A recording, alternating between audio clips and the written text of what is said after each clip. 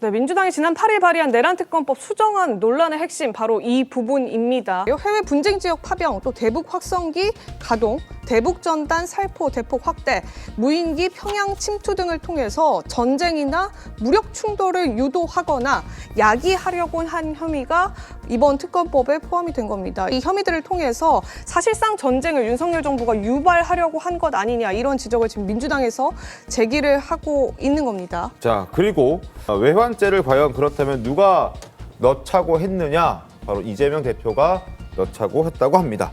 지난 8일 오전 비공개 최고위에서 2차 내란특검법에는 외환 혐의가 중점적으로 담겨야 한다라는 요구를 했고, 민주당 의원들이 대응을 하고 있는 그런 상황입니다. 왜 갑자기 내란 특검을 하자고 하면서 외환죄를 강조하려고 하는 걸까요? 어떤 목적일까요?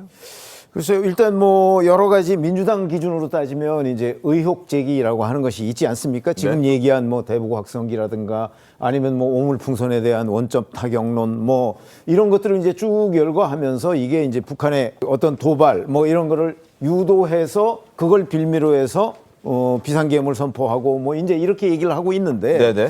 그러면 저 하나하나가 다 논란의 대상이 돼요. 정말 그러려고 했는가?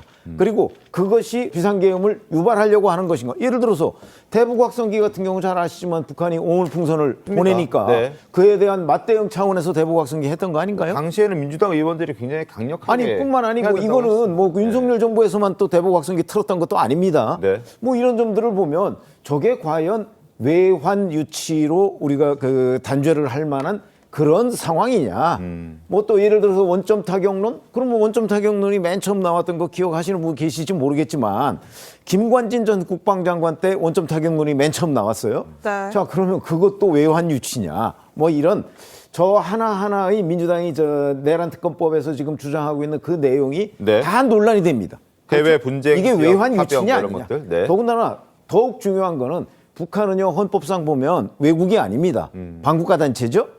그렇기 때문에 저걸 외환이라고 규정하기에도 무리가 있습니다. 네. 그래서 제가 보기에는 저런 걸 이제 넣어서 이 내란특검법을 국회에서 통과시키겠다라고 한다면 결국 민주당이 단독으로 통과시키는 거 외에는 방법이 없어 보이거든요. 네. 뭐 국민의힘 오늘 의원총회에서 이제 내란특검법에 관한 그 초안을 뭐 마련한다고 합니다. 그래서 이제 협상에 나서려고 할 텐데 저렇게 되면 또다시 과거처럼 협상 못하고 단독 처리하고 뭐 그다음에 대통령 권한대행 거부권 행사하고 재표결 그런 정쟁만 계속해서 반복되는 것 아닌가 하는 걱정이 됩니다.